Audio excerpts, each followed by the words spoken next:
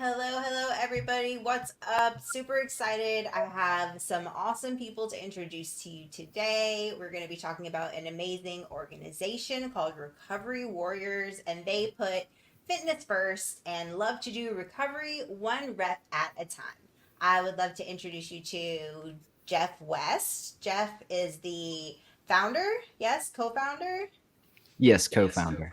co-founder, and the beautiful Miss Sarah Corley, who does something very special with it as well, and we'll let her tell you about that. But let's start. You guys, if you are in the comments, please make sure you are dropping where you are from. If you are in recovery, let us know how long you've been in recovery for and which platform you are watching from. So, Jeff, do you want to start telling us a little bit about this organization that you started? Yeah, absolutely.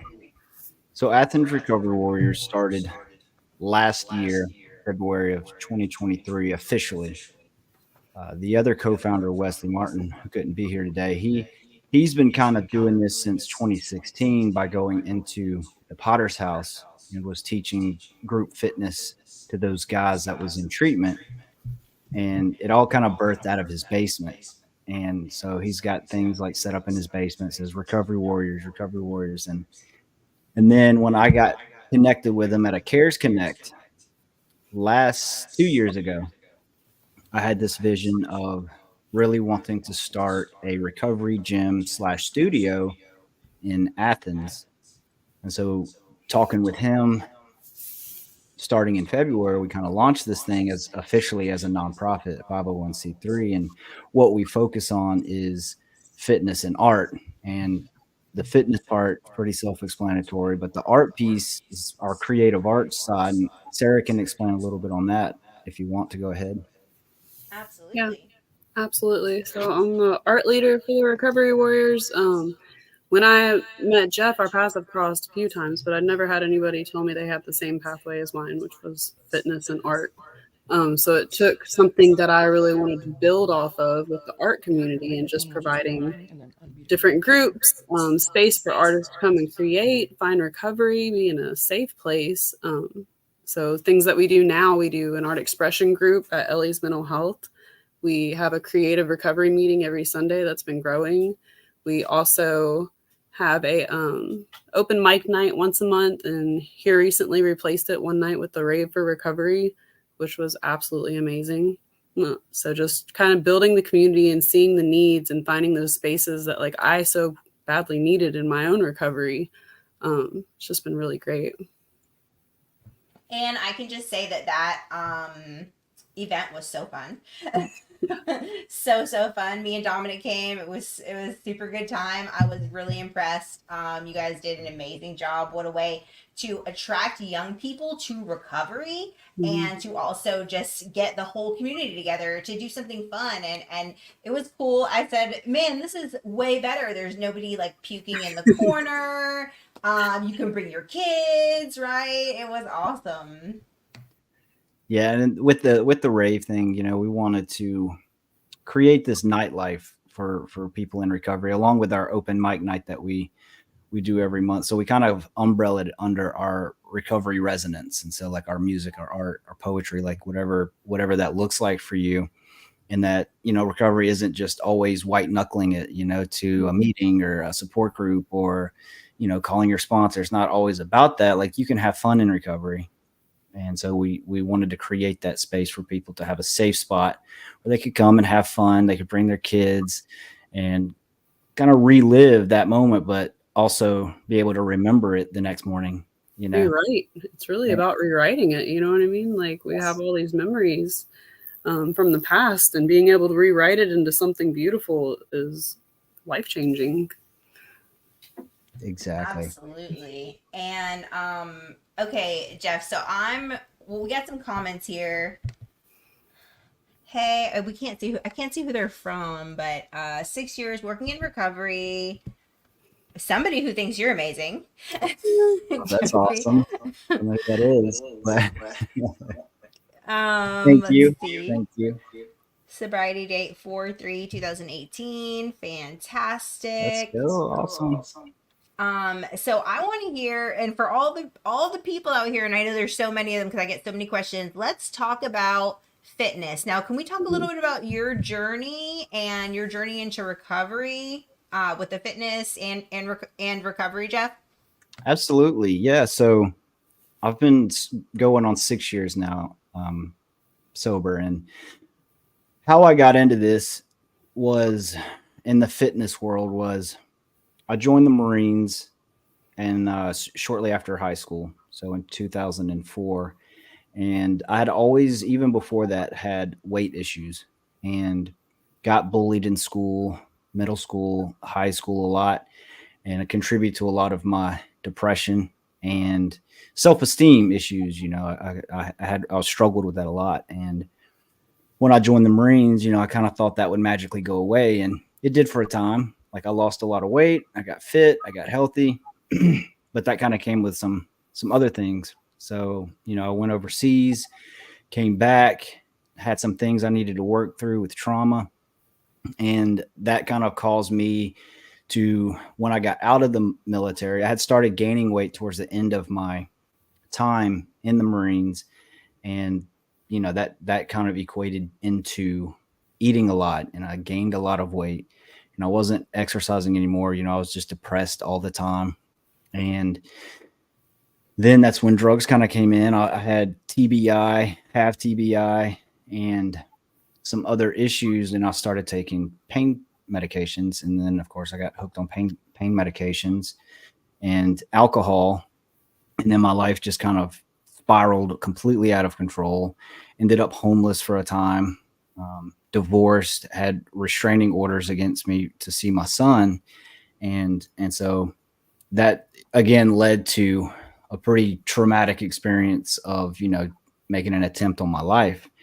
And through the grace of God, I was revived in a ambulance. And when I got out of the hospital, they sent me to Tanner Brook Mental Health Hospital. When I got out of that, I decided to, I wanted to get into recovery. I didn't know what that looked like, but I didn't have any money. And so I joined the Potter's House, or I got into the Potter's House. And while I was there during that time prior, is I had gained a lot of weight. Like I weighed almost 400 pounds. I was not happy. Every time I saw a picture of myself, or if I caught myself in the mirror, like I just would be devastated. I was like, who is this person? Like I couldn't even recognize who I was anymore. And while I was at the Potter's House, I had time on my hand. And so while I was there learning about recovery and early recovery, I had a friend of mine who was like, hey, all right, let's just start walking. And so we just started walking, and he held me accountable for, especially mornings where I didn't want to. I just wanted to sleep, and I still had, that self-esteem issue, and I just couldn't get motivated to do it because it was like, man, I'm 400 pounds. Like I've got a lot of work to do. I don't know what to do. And, he kept telling me one rep at a time, like one day at a time, as we say, but one rep at a time. Like all you have to do is do this once every single day, and it adds up. And that's what I did. So I did that. And then slowly I started adding other things, like not getting seconds when it was mealtime, and then started to cut out a little bit of sugar. And then like the first 100 pounds just fell right off. And then I hit a wall. And so then I had to make some, adjustments there. And eventually I met Wesley while I was actually in the program. He was coming to teach the class, but I had already had like a workout regimen. So I was doing the weightlifting thing, and I ain't got time for you. He's doing the boxing classes, and it's really cool years later how we reconnected and how all that kind of turned out. But once I lost 200 pounds, like since that journey, I've lost 200 pounds and have maintained it now for 3 years. And and that's kind of become one of a big pathway to my recovery, along with other things that I do for my recovery, 12 steps and other things. But the thing that was really missing, and the importance of what I needed, especially like in early recovery, was I needed a goal to focus on. I'm very mission oriented. I come from the Marines, and that was kind of like built into me, and I need something to work on. I need a goal to focus on. And that really helped me in early recovery. And the biggest thing is when I got out of treatment, it was like, what's next? I don't know what to do now. I was new to Athens. I didn't know where all the recovery spots were. I didn't know who I should get connected with. So I had to start that recovery capital from zero. And slowly I built that up. But fitness has been something for me in early recovery that, okay, I want to run a marathon. So that gave me a goal to work on. And so for the next 12 months, I had something I could work towards. And that helped keep me on track along with other things that I was working on. And so I did that. I accomplished that goal of running a marathon. And I don't know if I'll do another one. We're actually doing one this weekend, but it's a relay. So I'm only responsible for 6.5 miles of that. But yeah, so that's kind of been my journey in losing that weight and why that's so important, especially to people in early recovery and just people in recovery period. But it gives somebody, that mental clarity, emotional stability. It helps build self-esteem. And then it just gives you motivation. And then as you build that self-esteem, you start getting comfortable in your skin. And then, you have something to focus on, a goal to work towards. And yeah, and then so being a part of a group of people that motivate each other, it fostered a sense of belonging, especially for me, and then of course the stress reduction, coping mechanisms, um, I think did I answer that good? Yes. So, can you hear me? Mm-hmm. Okay, cool. Where did this go? Hold on a second. I just want to shout out Eric N. 4 days clean today. That is amazing. Congratulations on your 4 days. That is huge, and we're super, super proud of you. Um, so fitness is also like a huge pathway to my recovery. I've lost, let's see, I think by the time I was 6 months in recovery, I was 226 pounds, size 22, and just so unhappy. Mm-hmm. And, I knew that the first time, um, first couple months of early recovery, you're supposed to like focus on yourself and get your, uh your meetings and your making connections with people and all these things, but it was so hard for me to just feel comfortable in my own skin. So it wasn't until really I started like my fitness journey, which was at 16 months in recovery, that I started to kind of like feel better about myself, because my weight and stuff made me so insecure. Like I felt like I wasn't able to achieve the things that I wanted to achieve in recovery, like in life in general, you know Yeah. what I mean? So I am a huge fan. Like I talk to women all the time about fitness, because also it makes you feel a lot better too, right? It gives you more energy, because when we come into recovery, we're so tired. We're so tired Yeah. I'm hungry. and hungry. Exactly. Yeah. And then there's that, really believe in that mind body connection, and as we grow in our recovery and our body is kind of returning back to normal homeostasis from the influx of drugs and then the down and the high and the down and the high, our body's out of whack. We kind of lose that mind body connection. Mm-hmm. Fitness and honestly, like creative arts, the two together is a really great way to kind of reintegrate that mind body connection. I can talk on the fitness side, is that it improves your mood, like you talked about, right? It reduces cravings, and then you have that enhanced mental clarity and that focus, right, which are all vital components of recovery in the first place. And so, Sarah, Mm-hmm. let's talk about your part, because Sarah, of course, is outspoken all over. Shades of Pandemonium, right? Is your Art Instagram, business. Mm-hmm. your art business. So I actually, do I have it in here? I do. I have one of Sarah's paintings right Yeah, here. Yes. Hanging absolutely. on my wall. She is super super talented, and amazing, and I just love how your like you've been able to use like art as like your pathway in your recovery, and you have all this in your background too, all these cool paintings. So you want to talk a little bit about that, how that plays into Recovery Warriors? Yeah, absolutely. Like I said, it was like a missing piece for me, because here I was standing in all these different platforms. I'm in recovery, I advocate for people, I do art, but like not having that all solidified into one place was really hard for me. It like kept that split. So I can go here and feel like I belong to an extent, but not all the way. And art for me, like this is how I found my voice. When I was a kid, I was quiet. When I went through trauma, I didn't speak. I never expressed myself, but what I could do was paint a really pretty picture about what was going on with me. So when I didn't have words, that's how I utilized it. And for me, it started on the streets, and I thought I was just vandalizing things because I was angry.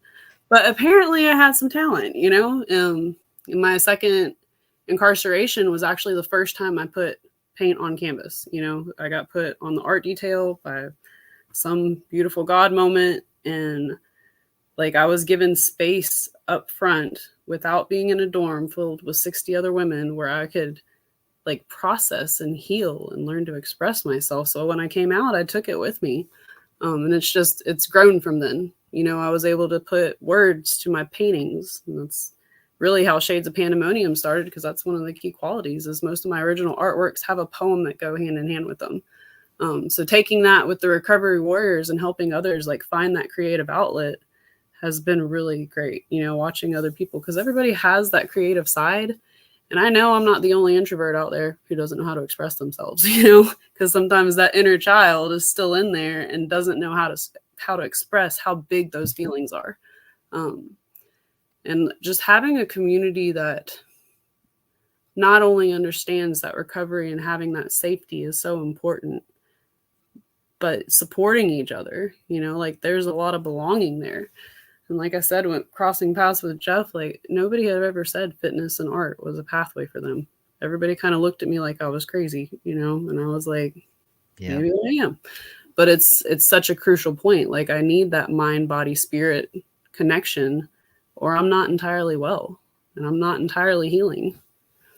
Mm-hmm. And that's so just proof about, how we all have like our own pathways. Like, and, like I feel like, for me, it was like 12 step, also faith, also fitness, also like, we build and we add to, service is like I call that my love language in recovery, right? I use service. That's how I stay where I'm at, stay safe and connected, right? And Jeff, I want to ask you a question because Sarah had hit on trauma, and this is so huge because we always say, childhood trauma is the gateway to addiction, right? That is how things start. That is where everything stems from, is the childhood trauma. Now, we know that trauma is stored in the body. Mm-hmm. Yep. So, how does exercise help trauma in the body? Yeah, absolutely. So, best way I know how to explain that is when you exercise. Now, I'll just use like kickboxing. I'm a big fan of boxing and kickboxing and martial arts. When you do that, it literally gets all of that stuff out of your system. Whatever it is that you're holding on to in the moment, like your brain can't hold on to those two things at the same time. So if you're punching a bag, it's really difficult to be thinking about this stuff, right? Mm-hmm. And so when you really, and it's the same with like exercising, right? Like it releases dopamine, right? And it makes you feel good. And then when you're just able to actually, I had a story yesterday. So I go into Twin Lakes Recovery Center and I teach group kickboxing to those men and women down there. And one guy came up to me. His first class was last Wednesday.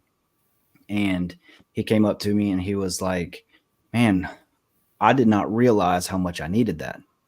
And he said, he's like, I didn't realize how much I was holding on to stuff, like all of the trauma, all of the built up anger that I was holding on that usually comes out in, somebody's over talking somebody in a group and then I snap and then I cuss them out. Or, if I'm in line somewhere and I'm getting frustrated with something, like, and he was saying that like it just built up, and I didn't really feel like I was angry all the time, but I was just angry, and I didn't realize how much I was holding on to that. But after I did that class, after I kind of let go, released all of that stuff through the punching and the kicking, he's like, man, I just felt like the world was lifted off of me. He's like, I hadn't slept so good in the last, he's been there like 15 days detoxing. And he's like, I just haven't slept as good as, I got like 8 solid hours of sleep.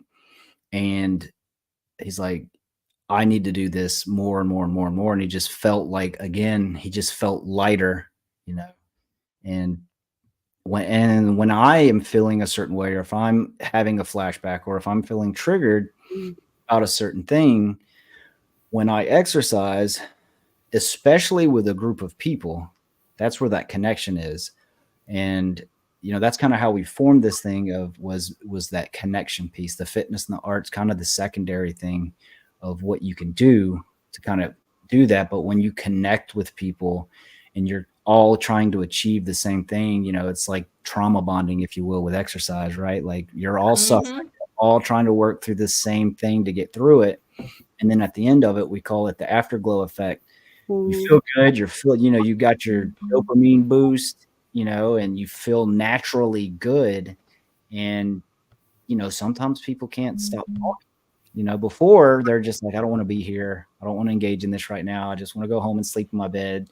They show up, then after the class, they're just like, like, telling them about their day, their struggles, everything's going on, and so it's just a beautiful thing. And then we can all just kind of like connect and talk about, okay, well, let's work through this, but yeah, to that question is, chemically, I'm not sure exactly what's going on. I just know that when you flood your body with that dopamine and you're kind of combating against that stress hormone, then like after you're done with that session, or after you're done with that, even creative arts is another great way.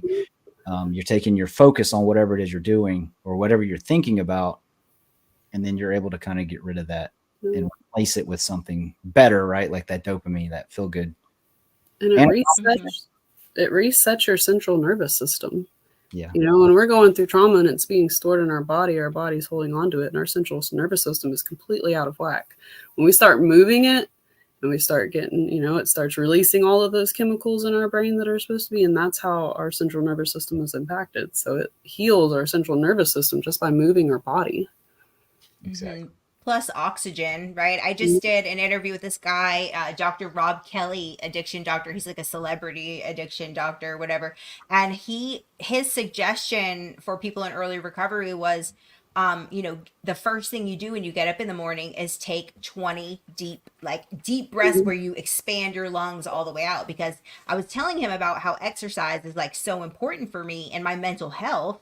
And he said it's because of the oxygen, and I was like, oh, that's so interesting, because he was saying, like, telling me about like lung capacity and like all this stuff.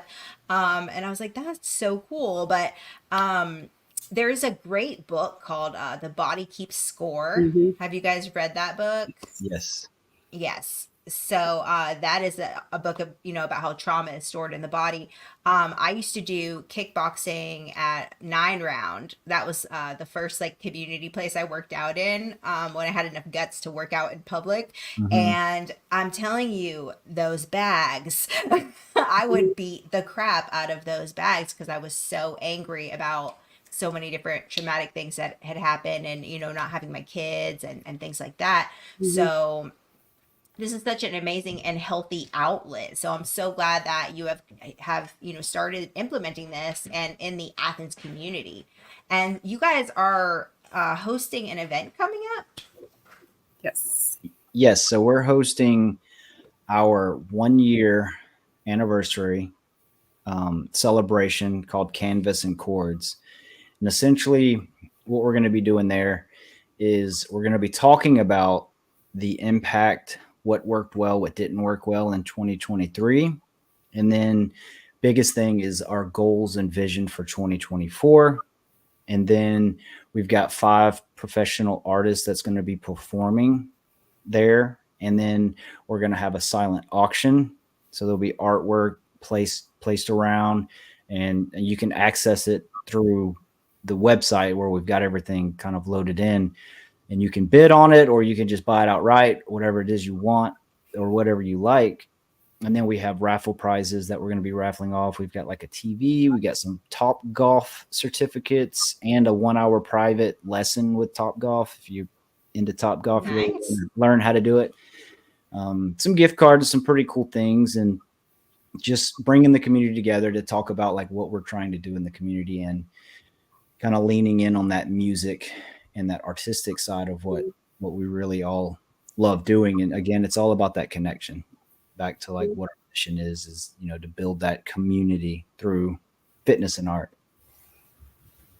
And I can definitely donate a massage gift certificate to your silent auction as well. So, look, how can people get involved in the event? Did you say the date of it? So it's February 24th. It's Okay. going to be from 4 p.m. to 8 p.m. And it's I think the address is it's Rabbit Hole Studios, but it's 1001 Winterville Road in Athens. And yeah, if somebody wants to get involved, if you want to, we have pre-sale tickets right now. They're $20, and what that comes with is a meal, drink, raffle ticket, and we'll raffle the tickets throughout the night. And all of the money that's raised goes to help supporting Recovery Warriors. Our goals and vision for 2024, a big goal that we're really wanting to happen this year is to have our own space, a recovery gym studio. We found a spot. We're just trying to secure the funding side of things for that. And so, yeah, if you want to help out, if you want to support it, get a ticket, show up, be a part of that community that we're trying to build. And you can go to our website to get, it's actually on the front page if you want to get a ticket. And it's athensrecoverywarriors.org. But you can also go to our Facebook group, our Instagram group, which is just Athens Recovery Warriors. And you can look that up. We post pretty regularly on there about events coming up, and our group fitness classes, our group art classes, and our community night events that we host monthly. And yeah, because I remember you guys were doing a lot of workouts outside. You were doing outside, you're doing hikes. I remember you guys were doing like boxing out here. I live right across from Bishop Park, so I saw you guys do like boxing. I was like, oh, they're boxing. Yeah, so we have Tuesday mornings at 6:00 in the morning. I know it's early. You got to want it though. And we do it at Freedom Fitness Training Systems on the east side. The owner, Paul Varnado, awesome guy. He supports our mission. He supports the recovery and veteran community, and he allows us to train there and use his space for free. Doesn't charge us anything. And so we meet up 6:00 in the morning, and they get after it. And then at Saturdays at 10 a.m., as long as it's not 18 degrees outside, we'll be there. Sometimes when it's 18 degrees outside. Yeah, I mean, I'm not afraid of it, but I don't want nobody catching pneumonia. And yeah, so 10:00 on Saturdays, kickboxing class. It's fun. You don't have to know anything about kickboxing. That's what I'm there for. And then, of course, Sarah's art expression, and creative recovery, Thursdays and Sundays. And this is, sorry, I'm putting Sarah's creative expression is Thursday and Sunday. Mm-hmm. At what time? Thursdays at 6, except for the third Thursday, right? It's either the second or the third. We'll have to look at it. Mm. I think it was the second. Hold on, I'll pull it up. I think it's the second. And that's at Ellie Counseling, also across from Bishop Park.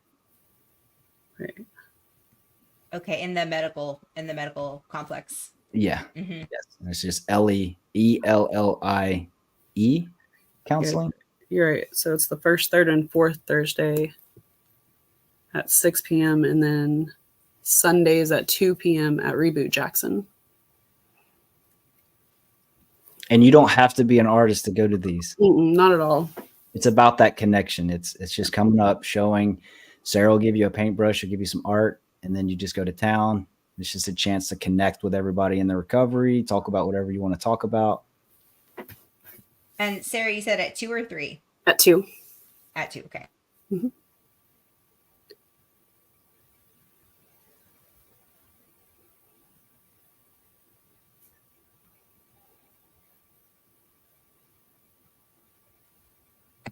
Fantastic. Can we get Sarah? Can we get a little bit of backstory on you, Miss Sarah, for your journey, how you came into recovery? Okay. And so my first prison sentence was really like, it was my bottom. It wasn't actually in prison that I was like, that wasn't the end all be all for me. You know, I continued to do the same thing inside. I didn't use, but I was still selling inside. I wound up going to isolation for 4 months for, well, basically selling inside, you know? So like, that was my bottom, you know what I mean? Like, that was the low, where I was in jail. And I was like, you know, something's got to change. I was 26 years old. I had never been in trouble. And it's like, once I got in trouble, that was it. They were throwing the book at me and my whole life changed. You know, I didn't have my kids. My parents weren't willing to give them back to me. And it really impacted me. So I kept going at it. But when I hit that moment, it was like, again, that God moment where I was like, I've really got to do something different. So when I got released, I came home, back to Georgia from Missouri, moved back in with my parents. It wasn't a great idea because there was still a lot of childhood trauma from that, but they had my children and I really wanted to be there with them. I didn't really expect what it would be like to be with your children after not being with them for so long and not even knowing how to be a mom. Like, I remember the moment I came home and they were standing there and I was standing there and we were just like, now what? You know, we didn't even know each other anymore because they were 3 and 4 when I took them to my parents and they were 7 and 8 when I came back. So I was out for about 6 months and I hit the ground running. I got the job. I did the things, you know, I tried to do everything that an adult was supposed to do or what I thought they were supposed to do. But what I didn't do was recovery. You know, I didn't know anything about recovery. Nobody had ever showed me a way. I think I went to one NA meeting when I was in prison and I had no idea what they were talking about. So I started drinking. My parents drank, you know, so I socially drank. And when the trauma built up, the drinking became a problem. I wound up checking myself. I wasn't in trouble or anything, but I wound up checking myself into Angel House of Georgia. And when I called, my probation officer had recommended it. And when I called the person who was to be my caseworker, and she gave me 5 minutes of her story, for the first time I heard hope. You know, I heard something different because she gave me enough history that I could relate to that I was like, so what you're telling me is I can change my whole life, you know? So I went for 6 months and I learned about recovery and did everything right, you know, and I wound up having a setback. I got into a relationship, went back through about a month and a half of relapsing. But what I realized in that was that everything had changed, you know, my mindset had already shifted. It was the most awful time of my life. But it did lead to me going back to prison.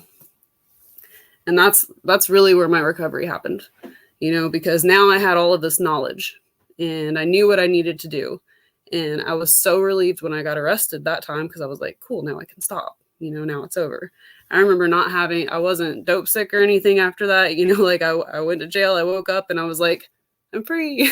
You know, that's really crazy to feel when you're sitting in Hall County jail.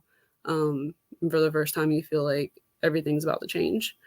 And it did, you know, that whole prison sentence, I did almost 4 years that time, but I worked on myself the entire time. I really tried to define what recovery looked like for me with the knowledge that I had. You know, I got put on the art detail, like I said, and I really got to process a lot of things. Not everything, because I was really good at disassociating and apparently I buried a whole lot of stuff. So that came later in my recovery journey. But it's been a process. You know, when I got released that time, I did everything different. I took it slow, you know, I've always run 90 to nothing in everything in my life. I would just go big or go home, right? So, but this time I was like, I need to move really intentionally and really slowly. And that's what I did. I worked at a Christian coffee shop when I got released, and part time, making nothing, and still dependent on my parents and trying to navigate that situation with my kids.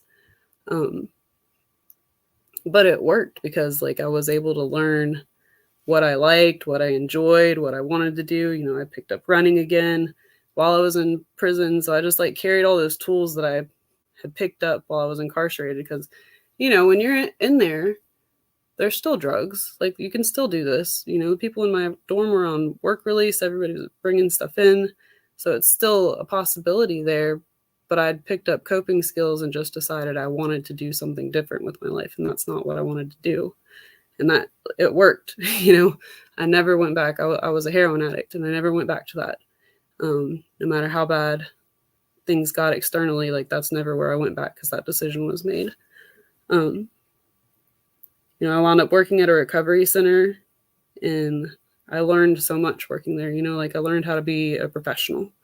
I picked up skills and got to see, I was really ingrained in that culture of recovery that was self-directed and strength-based, the CPS community. So that's what I learned. And that helped because peer support, I just couldn't understand how somebody could just clinically tell me what to do when they had never experienced it. It just never related for me. I still struggled in recovery with building connections, but like once I found all of the pieces, and I think once all the trauma finally came up and I was able to face it, like that's where I really found my ground. It's been 9 years now, 9 years in May. Amazing. And Sarah is like one of my MVPs on my team. For anybody who doesn't know, Dominic, you look so ghostly walking around back there. Like half a person. I'm gonna start getting some messages about like what is going on in your house. Dominic just moved back in with me about two weeks ago ish. On the 10th. Okay, so almost 3 weeks. He's an apparition, yes. So which has been amazing because 8.5 years into recovery and just finally living in the same household as your children is, which is same though, you know what I mean? Like for the first, I completely relate to that. Like my recovery really, the past 4 months out of all of this time and all of this battling, just finally getting both my children under one roof, like the healing that has for a mother, like my whole system's just like, doesn't matter what's happening. Like we're all together now. That's all yes. we want. That's awesome. And Jeff, you were a parent as well? Yes. So I've got an 11-year-old boy now I have joint custody of through my recovery journey. And I have a almost 18-month-old baby girl named Lavina. She's great, sweet, and a tyrant all in the same sentence. Yeah. I'm sure. I think I met her at the rave. Yeah. No, she wasn't there. Oh, she wasn't? Okay. My wife Ellen was there. Mm-hmm. We dropped the baby off with grandma. You were playing with some little girl. Picking her up Paisley was there. Okay. So yeah, how important is like just like health and like mental health to being a parent in recovery? Let's just touch on that because I've been getting, so I put this video out about like my son moving back in with me and just talking to moms who have not been reunited with their children in recovery. And my goodness, the unbelievable response of broken parents not able to be united with their children was just like, it hurt my heart so bad. Yeah. So can you guys just kind of maybe speak on that to encourage, to give some hope?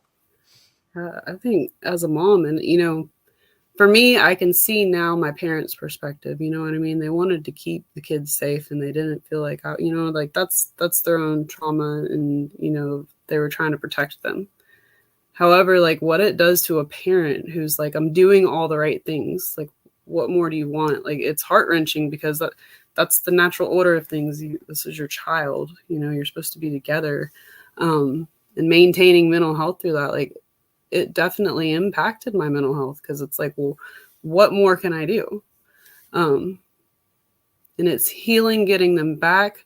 But also, like, if my mental health is off, my kids feel that, and it's pushed me to really be more active about, okay, I'm feeling this, and either learning to communicate because mine are, they're old enough and they've witnessed all the things. So just being able to communicate that and then watching me use the coping skills and put the things in action, but it helps teach them as well. So, that trickle effect of generational addiction and whatnot, like it's the same in recovery, that healing process, them watching it and witnessing it and seeing it firsthand and us being authentic and honest about it, it heals that too. And then like my son, like we had a situation a couple of weeks ago. He utilized his coping skills. He set up his own therapy appointment. And afterwards he came back and he told me what he had learned. And you know what I mean? Like, so I might've done this. And I was just like, as a mom, I didn't want to say anything because I was like, just mom win, you know what I mean? Like that's huge because 2 years ago, that would not have been the case. He'd have been like, nope, I'm not going, I'm not doing this. It's your fault. So I really think it's very important because we lead by example. Yeah. It's. Oh, was you saying something? Yeah, I was trying to unmute it to say you have your older child. Yeah, it's about, like, for me, it's about being intentional, right? About he does have a tendency. He remembers some things about, he was probably like, I don't know, 3, 4, 5, going on 6 during that process, and he'll bring up things and question like, Dad, why did you leave me? Why did you drive drunk? Why did you do these things? If you loved and cared about me, like, and so I've had to have those conversations, and it really is about just being intentional today about what I'm saying, what I'm doing, and what Sarah hit on about leading by example. I grew up in a household where we didn't share our feelings. We didn't, we all just kind of had that assumption, like, all right, if nobody's crying or screaming, everybody's okay. We don't need to tell each other we love you, other than like my mom, right? Like we had that connected with, like, as far as like my dad, my brother, like we didn't share. We just kind of took on what we were going through, whatever we were struggling with, and we just, you suppress it. You suppress it. You suppress it. You deal with that, and you don't bring it to light. And then if you have other people that need support, you help them, and that's kind of how I was raised, is to help others, like suppress your own stuff. And then, of course, when I went in the military, that was even more concrete because, like, when you're in combat, like, we don't have time to think about that stuff. Like, we do have to suppress it. And then there's just a lot of things you can't really talk about or, share with other people because, you may not think that they're going to understand, right? Or even what we go through day to day, right? In early or in our active addiction, like it's really hard to share with people that, like, you're not going to understand. So I'm just going to keep bottling this stuff up. Mm-hmm. So Sarah was talking about how we have to break that chain, right? We have to break that cycle. And we do that by being intentional about, like, when I catch myself, and I still struggle with it. I was just talking to my wife about this last night. I tend to bottle things up because it's been so ingrained in me, and I don't realize it until it's like almost too late. And then I'm like, okay, I need to do something about this. But it is really about that day to day thing, about being intentional, about, like, what am I saying around my son, and how am I living differently than I was, when I was in active addiction. And I'm not letting my trauma or giving my trauma that excuse to treat him any certain way, if that makes sense. Oh, it makes perfect sense. I get it. Because it pushes me to pause and not react, and just to do things differently. Because when it's just me out there doing my own thing, like, I don't always have I would say that's probably changed. But I just didn't have my best intentions at the forefront of my mind all the time. It was whatever anybody else wanted. But when it comes to the kids, I put myself first, because if I'm not at my best, they feel the impact of that.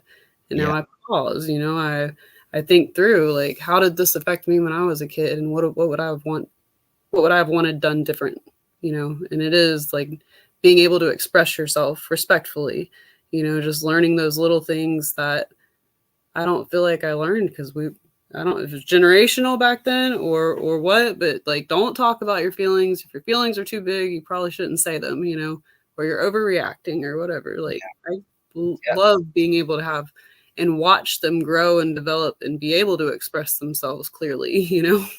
Even when And they're then, like running around like Right. crazy in the background of your video. yeah. And Like, then, please sit down. right.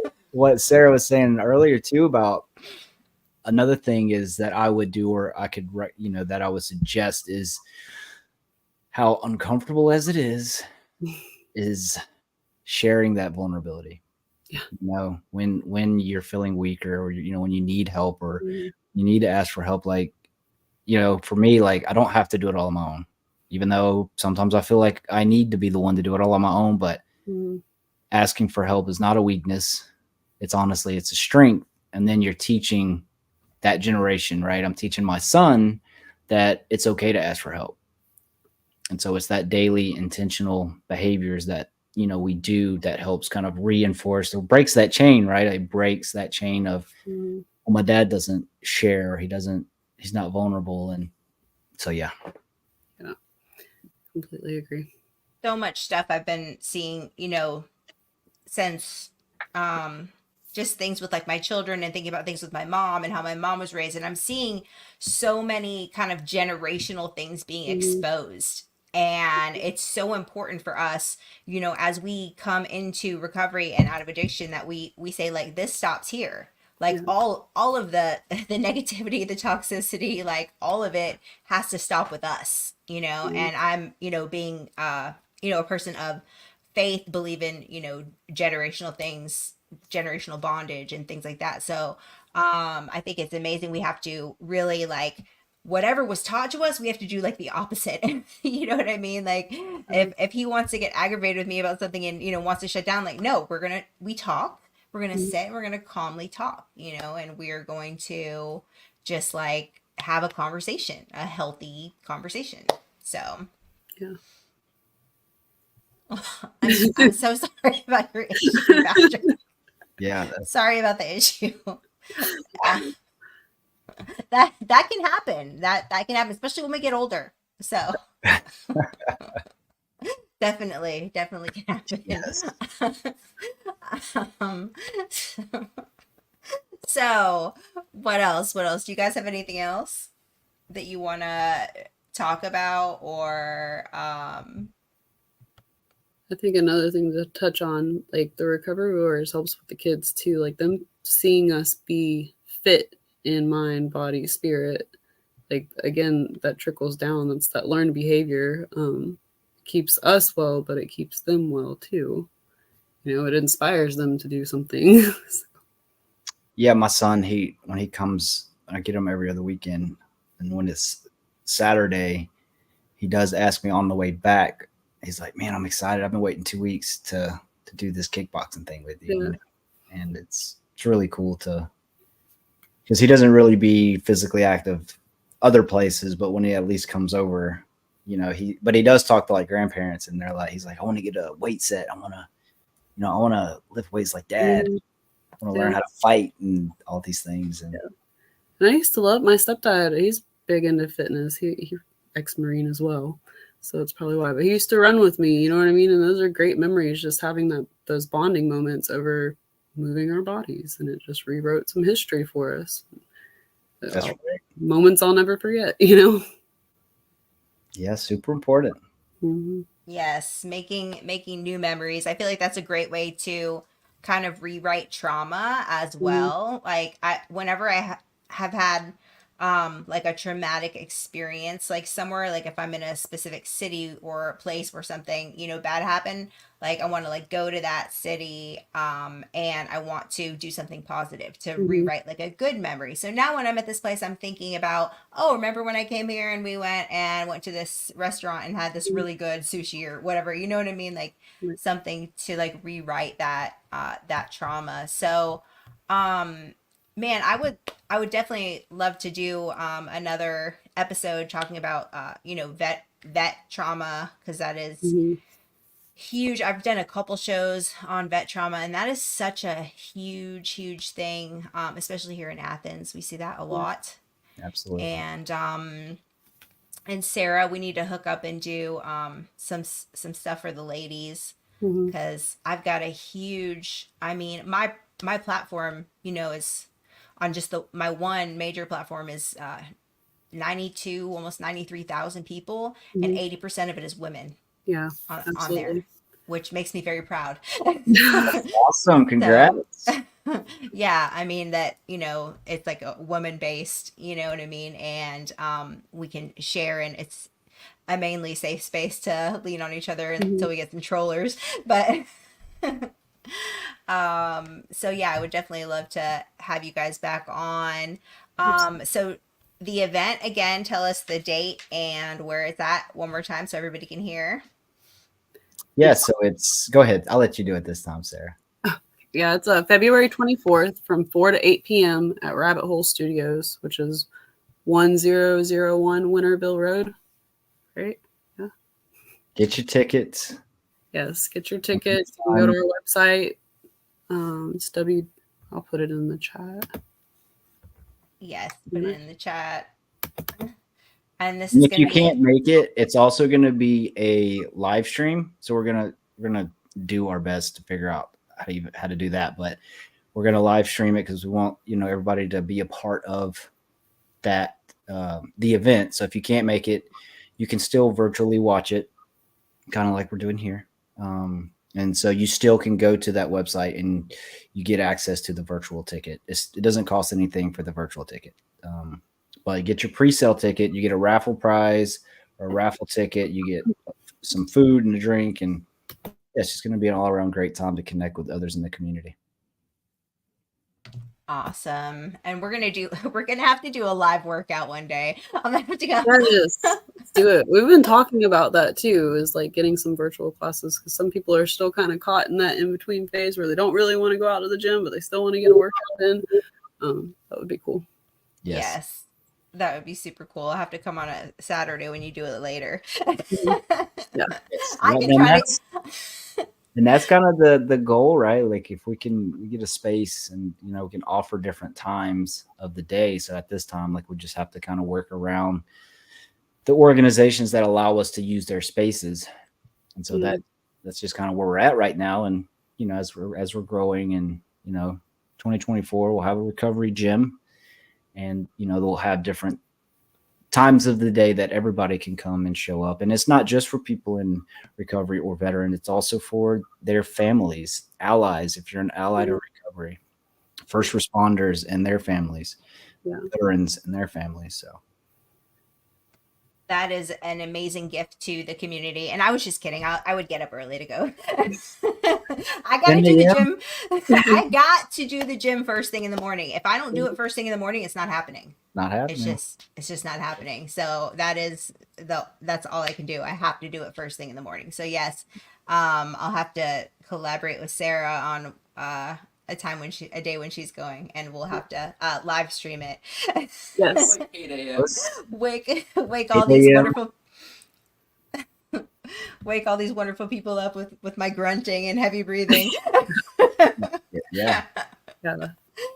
Awesome. Well, thank you so much for coming on and hanging out. And tell me that website one more time.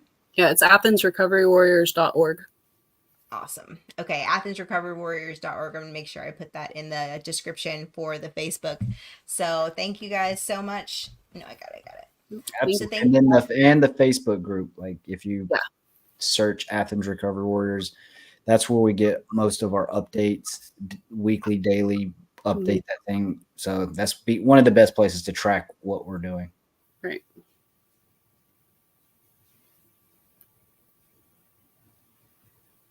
Awesome. We'll throw that in there. So AthensRecoveryWarriors.org. Perfect.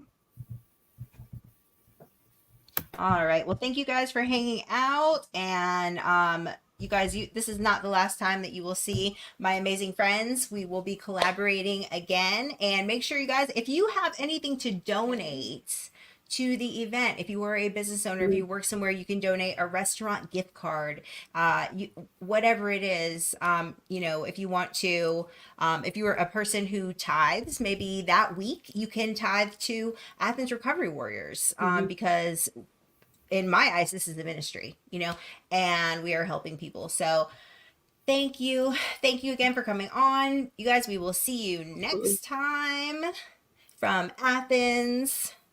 Awesome. There we go. Perfect. Thank you.